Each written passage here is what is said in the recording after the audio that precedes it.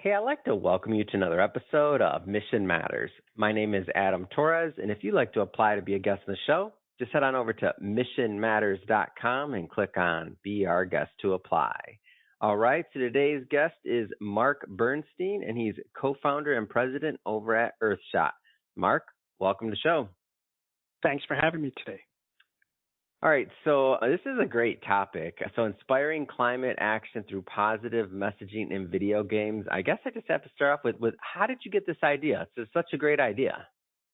Well, thanks so much. I've been in the climate game for 30 years and been really annoyed at how we've messaged it for 30 years because telling people things are really bad and we're all going to die and there's not much we can do doesn't exactly get people to want to do anything. And so we decided we need to shift the narrative to give people some hope and inspiration. Okay, so you've been in the game for 30 years. So Earthshot, I don't believe, has been around for 30 years. Am I off on that? No, yeah. Correct. We've only been around for a couple of years. No, we've only been around for a couple of years. How did that idea come about? Where was that shift? Take me back to that shift of like when that epiphany happened or the lead up or whatever to Earthshot. Like how did that piece happen? That happened. I was talking to my co-founder who was a colleague and friend, an environmental lawyer for 40 years. And we were lamenting how bad the messaging is. And we were, how we're losing the messaging battle. And we said, well, what can we do about it? And over the last decade, I've worked with clean tech startups in the climate space, young entrepreneurs, diverse entrepreneurs with great ideas. There are all these cool technologies out there. Wow. And what we need to do is get people to see them. So we need to change the message, say, there is stuff we can do, and all this stuff is really cool. Whether you care about climate or not, fact is this technology is better. And if we give that to people in a way they can understand, we can get particularly young people inspired to take it on. I love this, like giving people the tools, giving them the message, the education as well to be able to do something and gamifying it. Yeah. So we asked ourselves, okay, if we want to give people these positive climate tech messaging, where can we do it? We can't just tell people, right? Because they're not going to listen. So where are young people? Young people are on social media. Young people read graphic novels, and young people are on games. And so let's build clean tech into the places they are. Not creating a clean tech game or a clean tech Fortnite island, but putting it into the gameplay, putting it into the narrative. So it just becomes part of the background. It's almost like product placement, right? We're placing these things into the play so that people can see them and engage with it. You know what it kind of reminds me of? Well, this is an advance from that original. When I think about this, I think about like Captain Planet when I was a kid watching it. Like, what an effect that had to me. Like, do you remember the old cartoon Captain Planet?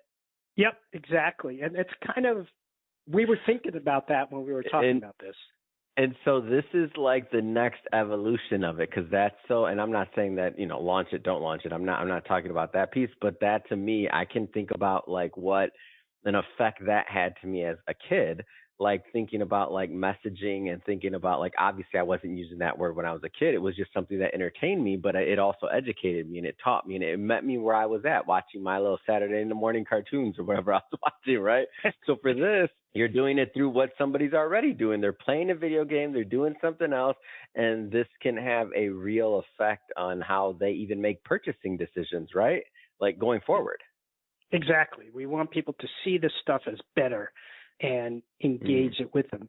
And a little bit different than Captain Planet is we're not going to create sort of environmental islands or environmental games because the only people who play them will be people who care. We're going to build it into the gameplay, get people to want to play our games and engage with it or read our graphic novel.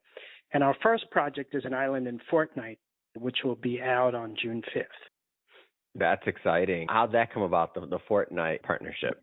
So as we were thinking about how to build this video game from scratch is really expensive. It takes a long time. $10 million to build a video game.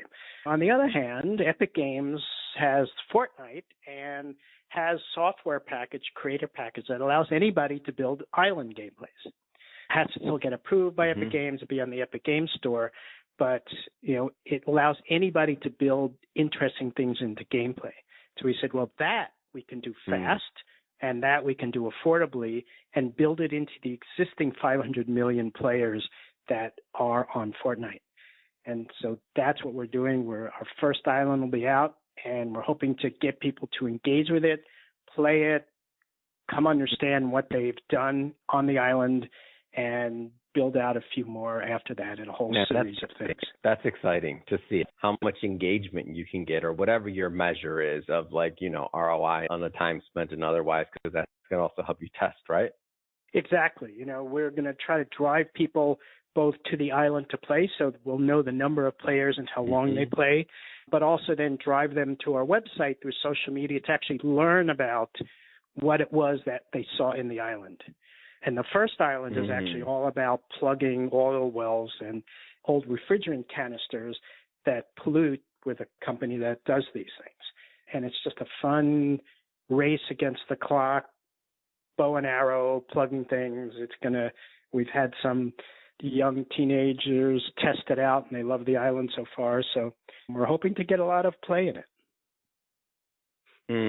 Let's jumping around here just a little bit. I want to go into some of the, like, let's just say the overall issues that some people are experiencing. So talk to me about this concept of just climate anxiety. Like, this is a buzzword I've heard a bit, and especially with the next generation or with the, with younger people.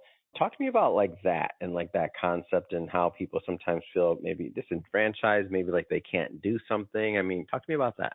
Yeah, so what we've seen is a significant rise in what we're calling climate anxiety. I mean, we know young people are anxious about a lot of things these days, and one of them is climate. And all they hear are negatives, and so it just induces more anxiety and depression. And there are two things that could happen with that. Either you get anxious and you actually do something about it, or you get anxious and you just feel helpless and back away. And it's the latter that we're seeing more and more. There was this initial surge of activism, a decade ago, but that's really disappeared. And we're seeing more and more people go, well, it's hopeless, so why should I do anything? Or we don't know what to do, or it's, too difficult. And we're just losing that battle for young people in that message. And they're just feeling, because if all you hear is how bad things are, you're just going to feel like there's not much you can do. And we're just getting that apathy happen. People like maybe not even sure that climate is human caused. The whole messaging battle is being lost. And, the way I like to think about it is if you're selling a product and nobody's buying it, you got to change your message, right? And people just are not buying climate and what to do about it these days, so we got to change the message. Yeah, I have to agree with that. And I think that our young people have quite a bit of different anxieties and different pressures and different things. And so this is one that, circling back to overall your aim and your goal with Earthshot, like to meet people where they're at and to kind of like, I think it's a great idea. I think it's smart. And I think I'm excited to continue to watch it unfold. We're all a big entrepreneur crowd that listen to this. What's next? What's your vision for this project and for this company? Our vision, so we are a nonprofit, and our vision is to really be able to expand and grow our reach and our efforts. We also have a first chapter of our graphic novel coming out next month as well. It's a adventure, chase, race game, love story, bad guys, good guys, racing across the country to solve electric vehicle issues. What we want to do is we want to get supporters, we want to get people helping out, we want to get people who want to engage with young people in a different way. Not just young people, too. I mean, we hope to get older people, too.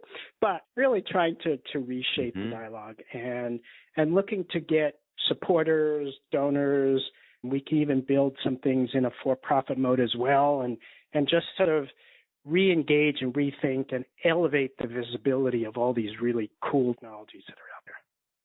Fantastic. Well, Mark, this has been great having you on the show today, and also just, getting to learn more about what you're doing over at Earthshot. If somebody's listening to this and they want to follow up and they want to learn more, how do they do that? We are at earthshot.us is our website. Feel free to contact us. We're on Instagram and TikTok these days as well. And look and check us out, and, feel free to be in contact. We're looking for all the, people to help and support what we're doing.